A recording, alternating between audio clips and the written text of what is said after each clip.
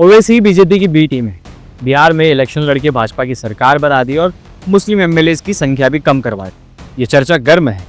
आखिर कैसे एमआईएम ने एनडीए को समर्थन दिया, नीतीश सरकार के साथ मिलकर काम करने की बात हो रही है। इस बहस को जन्म कैसे हुआ और इसका जवाब क्या है, कुछ टुकड़े समेट कर जोड़ने की एक छोटी सी कोशिश मुस्लिम सियासत की। आखिर तक वीडियो जरूर देखें।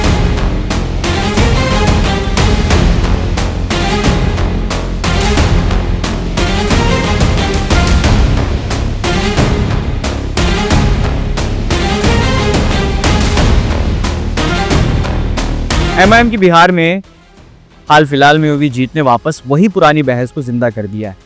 बहुत सारे कमेंटेटर्स इसको सेक्युलरिज्म की हार बता रहे हैं। ऐसा लग रहा है जैसे मुस्लिम पॉलिटिकल एजेंसीज का कोई भी एक्सप्रेशन हमेशा से कम्युनल ही माना जाता हो। ये सोच सिर्फ बेकार का डर पैदा करती है और इंडियन पॉलिटिक्स के अंदर चल रही असली बदलाव को समझने में नाकाम हो जाती है। सीमांचल में एमआईएम की 5 सीट्स कोई सेक्युलर फैब्रिक में दरार नहीं है, बल्कि एक बड़ी चीज का सिग्नल है। एक ऐसा वोट बैंक जो अपने पॉलिटिकल रिप्रेजेंटेशन का हक वापस मांग रहा है। डेमोक्रेसी में सेक्युलरिज्म का मतलब होता है सबका बराबर का हिस्सा, ना कि सिर्फ सेलेक्टिव परमिशन। एमआईएम के उभरने को समझने के लिए इंडियन पॉलिटिक्स की पुरानी सोशल मोबिलाइजेशन की कहानी देखनी होगी। इंडिया में पॉलिटिकल कंसोलिडेशन पहले से ही सोशल आइडेंटिटीज के बेस पर होता आया है, यानी कि किसी इंसान की या फिर किसी तबके की समाजी हैसियत क्या है, समाजी शनाख्त क्या है, और कोई अगर उस तबके का अलंबरदार बनना चाह रहा है तो उसके वजूहात इन्हीं बुनियाद पर तय होते हैं। मंडल के ज़माने में यादव लालू प्रसाद यादव के पीछे जमा हुए, जाट्स को चरण सिंह ने रिप्रेजेंट किया, दलित असर्शन कांशीराम और मायावती के साथ उभर कर आई। गुजरात में पाटीदार्स ने हार्दिक पटेल के आसपास मोबिलाइजेशन की। इन मूवमेंट को कभी भी कम्युनल नहीं बोला गया, ये सब डेमोक्रेटिक एक्सप्रेशंस मानेगी। उन्होंने उन ग्रुप्स को आवाज़ दी जो पहले से साइडलाइन कर दी गए थे। इस तरह मुस्लिम्स का एमआईएम के साथ कंसोलिडेट होना कोई अनयूजुअल या खतरनाक बात नहीं है।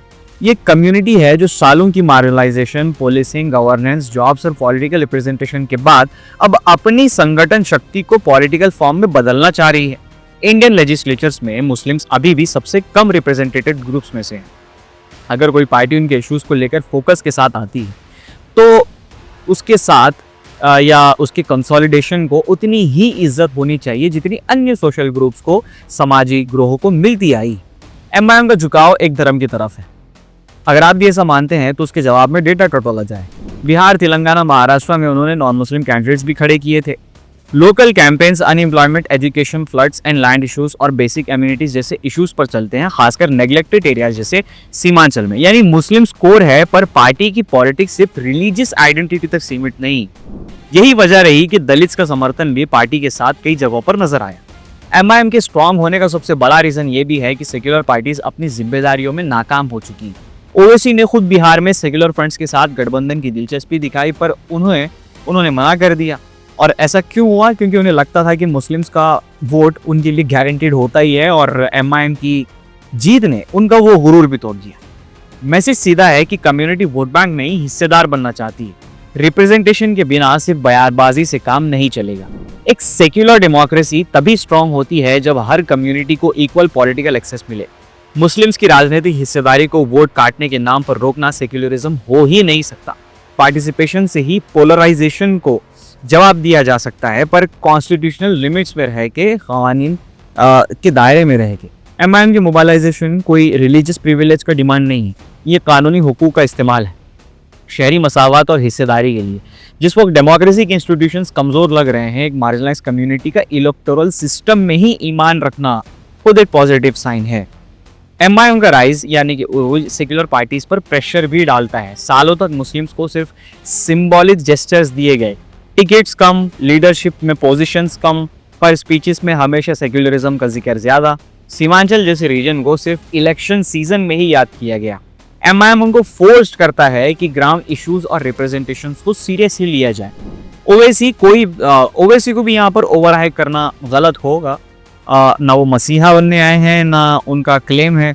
वो एक पॉलिटिकल रिप्रेजेंटेटिव हैं। जैसे हर कम्युनिटी के लीडर्स एक पॉइंट पर उभरते हैं, उन्हें कम्युनल मॉन्स्टर बताते हैं, यानी कि एक्सट्रीमिस्ट जैसे शब्दों का इस्तेमाल करके या भेदभाव फैलाने वाला राक्षस बताना ये उचित नहीं है। पार्टीज के फेलियर्स को छुपाने की ये एक कोशिश लगती है, जिसकी वजह से इस बहस को जन्म मिला है।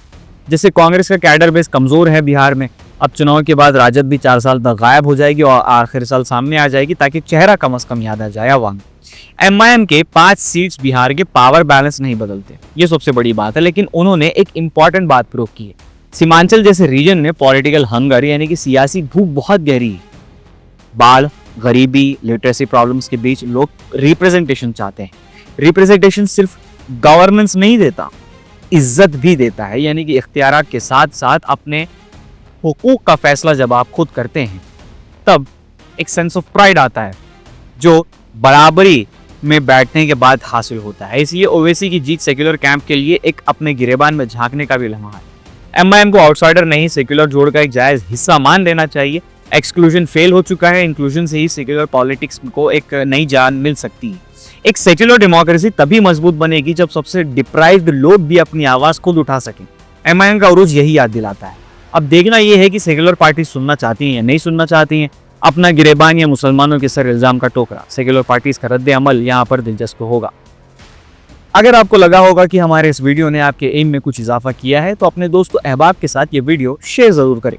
अब तक मुस्लिम सियासत को सब्सक्राइब या फॉलो नहीं कर लिया है तो जल्दी से कर लीजिए, ताकि ऐसी अपडेट्स आपके सामने और भी आते रहें। मैं जर्नलिस्ट मजहर, आप देख रहे थे मुस्लिम सियासत। मिलते हैं अगले वीडियो में नए मुद्दे पर, फिर से बात होगी।